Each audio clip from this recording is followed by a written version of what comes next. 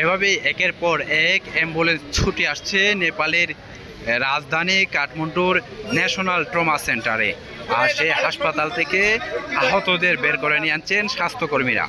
গতকাল নেপালের ভয়াবহ বন্যার নিখোঁজ স্বজনদের ভিড় করছেন হাসপাতালে।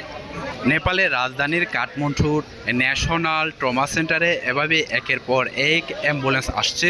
আর সেই অ্যাম্বুলেন্সের ভিতরে রয়েছেন গতকাল নেপালের তিমুরে ঘটে যাওয়া বন্যা এবং ভূমিধসে আহতরা। সকাল থেকেই নেপালের রাজধানীর বিভিন্ন হাসপাতালে আহতদের উদ্ধার করে এনে চিকিৎসা চলছে।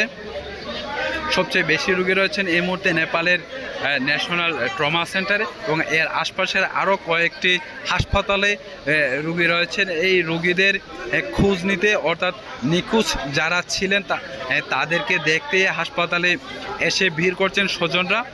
পাশাপাশি অনেক স্বজন আছেন যারা এখনও আহত হয়ে হাসপাতালে ভর্তি আছেন, তাদেরকে দেখার জন্য এই হাসপাতাল এখন স্বজনদের উৎকণ্ঠায় আকাশ ভারী হয়ে উঠছে। তারা তাদের প্রিয়জনকে দেখতে এসেছেন, এখনও তাদের প্রিয়জন জীবিত আছেন কিনা এই হাসপাতালে বেশ কয়েকজন রোগী আমাদেরকে জানিয়েছেন তারা গতকাল থেকেই তাদের স্বজনদের খুঁজে পাচ্ছে না, ফোনে পাচ্ছে না এবং তারা সেখানে যাওয়ার চেষ্টা করছেন। তবে সড়কপথে যোগাযোগ বিচ্ছিন্ন থাকার কারণে তারা সেখানে যেতে পারছেন না।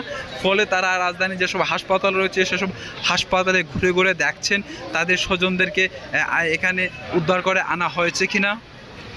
আমরা আপনাদের একটু দেখানোর চেষ্টা করছি। এখানে একজন আহতকে উদ্ধার করে নিয়ে আসা হচ্ছে চিকিৎসার জন্য।